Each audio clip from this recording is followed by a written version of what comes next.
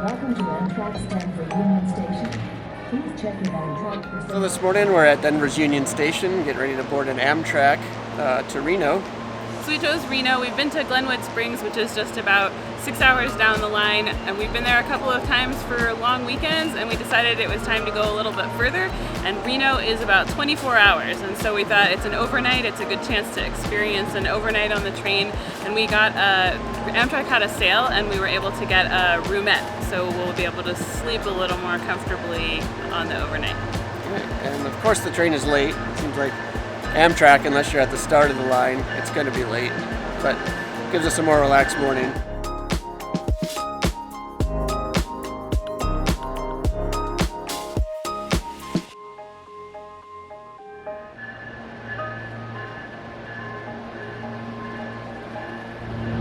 And 531, you guys leave 5 cars up, room 11, going to Reno.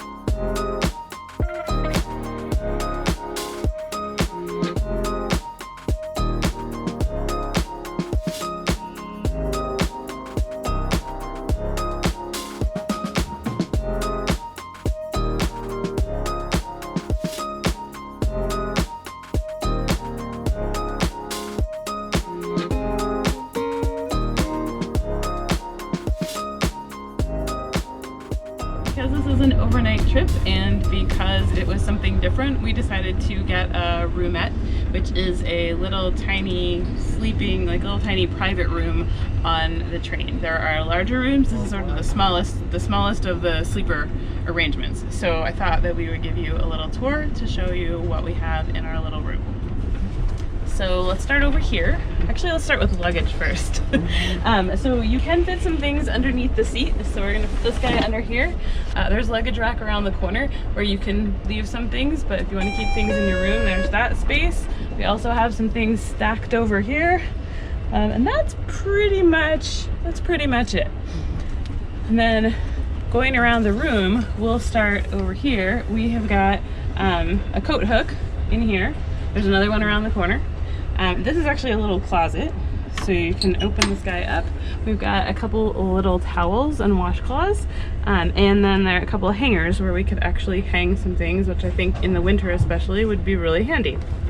Moving on to our sort of accessories around the room, we've got each side has a reading light, and then we've got a temperature controller. There's heating and air in here. It's pretty comfortable right now.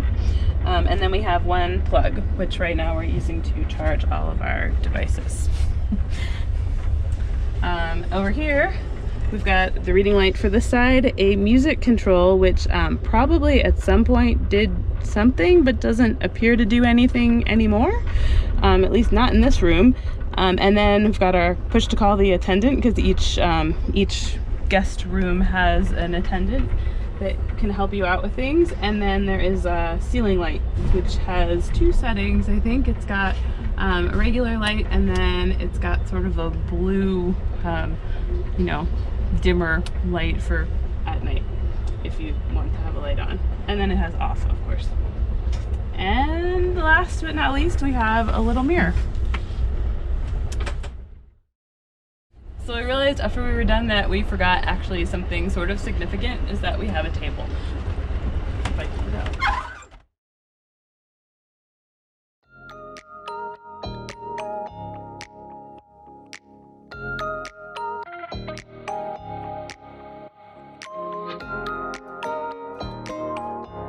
Colorado River changes its name. It's going to be called the Moon River from here on out, and you're about to find out.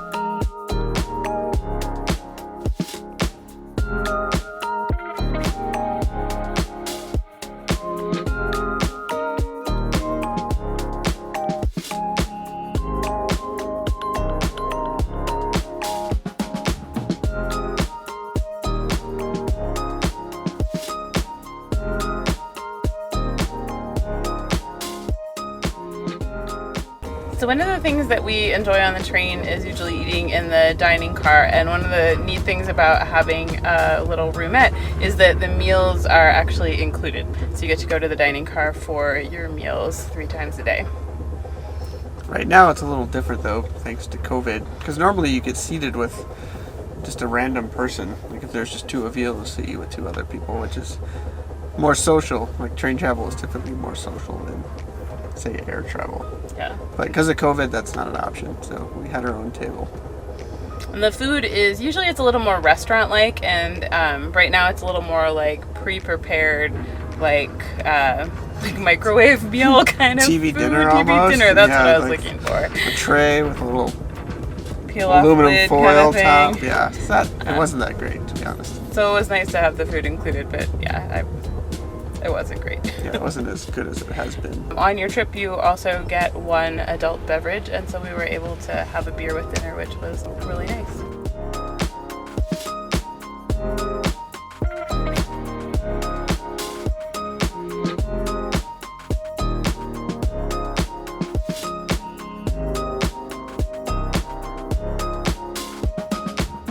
So as far as sleeping, you might be wondering how this little tiny space is going to sleep 2 people. So the seats that right now we're able to both sit here and one's facing forward, one's facing backward, and have a really nice view out the window.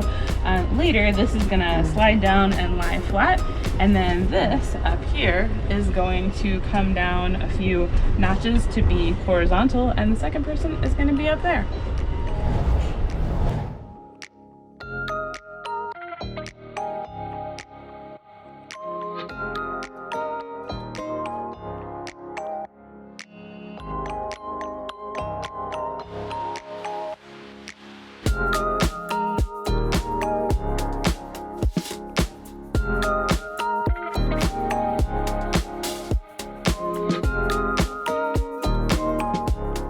So this morning it was nice to be able to get up and actually take a shower, which was a unique experience. Never showered on a train before.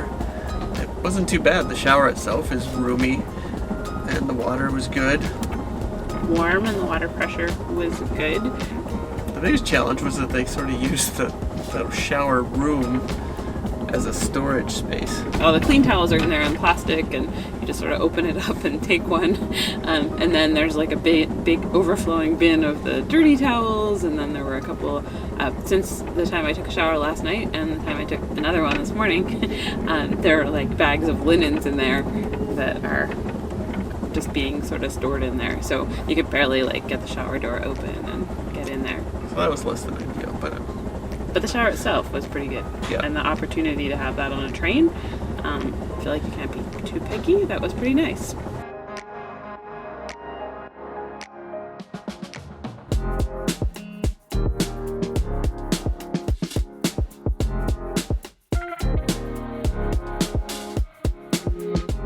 We're about 4 hours out of Reno still, but so far we've already been through just a really wide variety of pretty scenery, from the high country in Colorado, going through Winter Park and Fraser, dropping down into Utah and Nevada, where we went through a lot of high desert landscapes. It's been one of the things that's fun about traveling by train, is that instead of just transporting from the beginning to the end, you get to sort of see everything along the way.